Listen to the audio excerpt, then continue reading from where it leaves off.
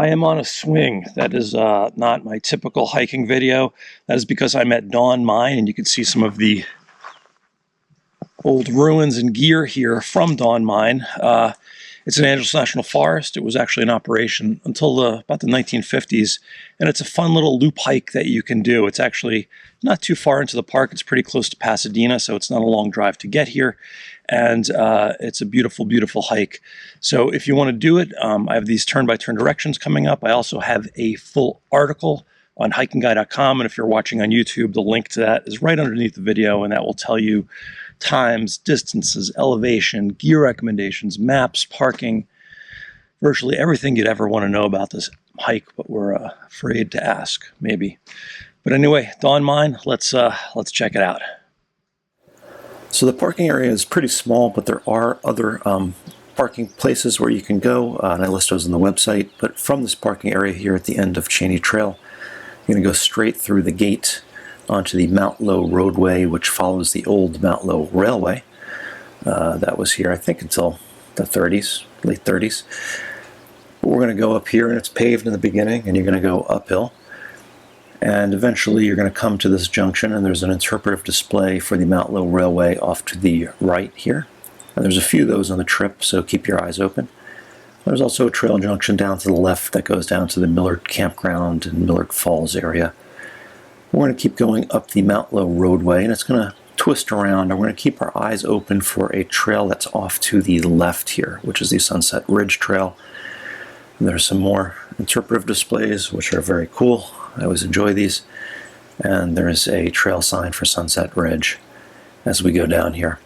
Now this stretch of trail is really beautiful. You're going to get some nice views there off to the west, to the front range of Angeles National Forest, San Gabriel's.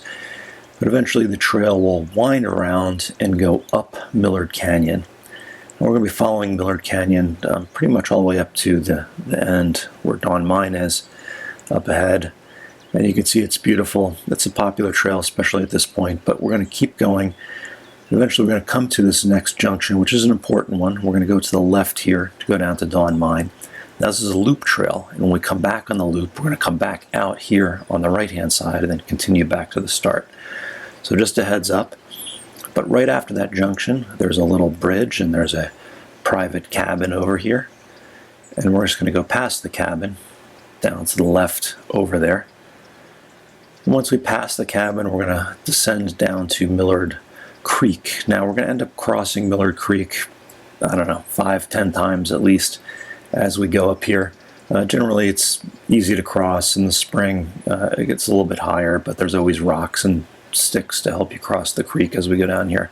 There's no raging crossings here usually. You can see we're crossing back and forth. There is poison oak down here, so just heads up, and I list all the things to look out for: bugs, poison oak, and the gear that you should take on the website, so check that out. We're going to make our way up along the creek. Now this trail used to be pretty crazy, hard to follow, but volunteers have fixed it up, and here you can see there's a sign, and the trail goes down there. It deviates from this other trail, and it deviates from the old trail in some places, so please keep your eyes open. It helps to have the GPX. Look backwards if you're in doubt. The trail never peters out. It's always in pretty good condition, as you see here. There's some pools in Millard Creek. When the water's higher, you can dip in there for a little plunge. But otherwise, we're going to continue up along the creek here, and eventually we're going to come to a section that's called the Boulders, and I think that was from the original John Robinson book. He was one of the original guidebook writers here. And this is a steep section as we climb up here, so take your time. Head up here. It's not long by any stretch of the imagination, but it is steep. So head on up, and once you clear this boulder section, it kind of levels out a little bit, and if you look off to the right across the stream bed, you're going to see some ruins, some old metal pipes and stuff from the mine that's been washed down in some of the flash floods. And from here until you get to the mine, there's other ruins and pieces of debris to look for, so keep your eyes open.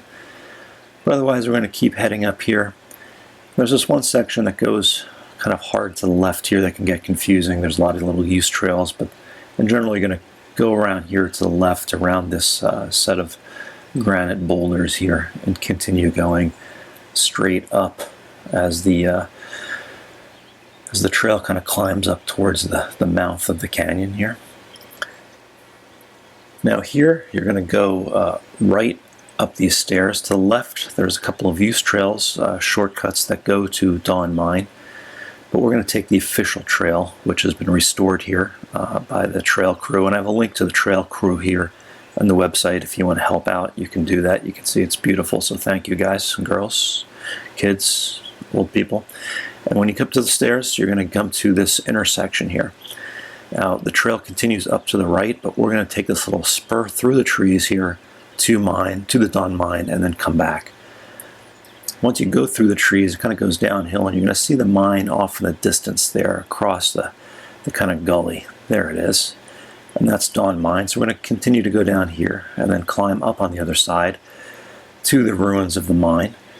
Now there's some old gear here. I think this might be a water pump or something.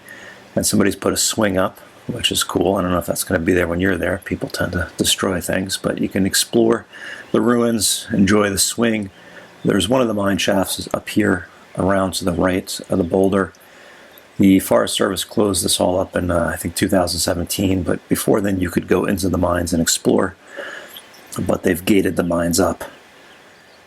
That's one of the mine shafts in there. And then from here, we're just going to go back to that trail junction that I mentioned earlier. And we're going to go up the trail, which will be kind of to the left as we come out here. We're going to head up the trail. Our next kind of landmark will be a beautifully restored trail junction. And if you go straight, you go up to the Tom Sloan Saddle. There's also another mine shaft about 5 minutes up here, and I have a link to that and some information on that on the website. You can see the trail sign. You can go up there, but otherwise we're going to make the hard right here and start about a half-mile climbing back up to the Mt Lowe Road. Now this is the route that the miners used to haul the ore out to, and it's a series of switchbacks. It is pretty steep. I can't imagine doing this, hauling rocks up here 100 years ago, but people did it. They were obviously much tougher than I am. But you're going to continue up, and eventually you're going to kind of pop out of the canyon. You're going to get some nice views down to the Verdugo Mountains, down through the canyon there. We're going to head up, and the trail kind of hugs the cliffside. It's definitely doable, followable. There's some sections that look sketchy but aren't really that bad, and you can see the trail here as it winds up along the cliff. Up to our next stop, which is going to be a place called Dawn Station. Now, when people on the railway found out there was a gold mine here, they wanted to visit, but it was a little too steep to come down here. So the railway built a station here called Dawn Station, and they've actually built a fake mine shaft here where people could take pictures with the gold mine. So kind of neat. But when we come out here, this is the railway road once again. We're going to make the right, and it's all going to be downhill from here. All of the hard work that you've done will be paid off by a nice long downhill. It's also exposed, but since you're going downhill, it's not too tough. This rock is called the Cape of Good Hope, named after the southern tip of South Africa, because the railway made a harsh, I think, 200-degree turn here around this point, and that rock kind of looks like Table Mountain in South Africa, so this is called the Cape of Good Hope. And as we continue down to the left, you're going to see Echo Mountain. You might hear people screaming through the Echo phone down there. If you haven't done that hike, it's a fun one. Check it out. There's actually a trail back to the left here to Echo Mountain, which we're not going to be taking. It's, I think, less than a mile to get there. There's a mountain biker. There are going to be mountain bikers behind you from here on out, so keep your ears open, stay aware. And shortly after the Echo Mountain Trail, there's a split off to the right here, which is the Sunset Ridge Trail, which we were on earlier. And from here, we're going to head all the way back down to the loop. That's Mount Lukens in the distance, the tallest point in the city of LA, which you can also hike up to. I have a guide on Hiking Guy. But otherwise, we're going to enjoy the nice cruisy downhill here. Beautiful trail. You're going to get beautiful views down across Millard Canyon. So soak it all in, enjoy it, and continue heading downhill. And eventually we're going to see like a little mesa area, which is down there to the right. That's Sierra Saddle, or Camp Sierra. 2 names, 1 place. And when we get down there, the trail is going to continue kind of off to the right, and there's a trail sign marking the spot as we get here. There's the sign. and the trail goes down to the right. But if you want to explore, you can. I think you can technically camp here if you'd like to. But there are picnic benches. You can see people have been drinking beers and all that fun stuff. There's an old monument here erected by the Forest Service and the Desert Cowboys. Cool name. I don't know who they are, but it sounds cool.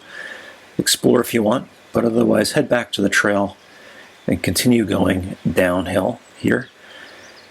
And after a little stretch, you're going to come back to the junction where we split off earlier, where that cabin was. I mentioned this was a loop. There's a loop where we came back.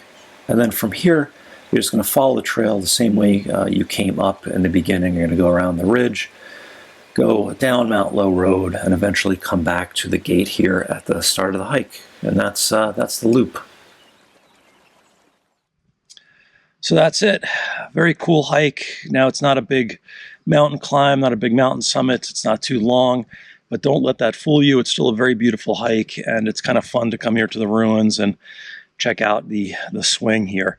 Now, if you're watching on YouTube, if you could do me a big favor, as always, and just click that little thumbs up button. That helps other people find the video, hopefully do the hike safely, and not fall down a mine shaft and live in perpetuity at the bottom of a mine.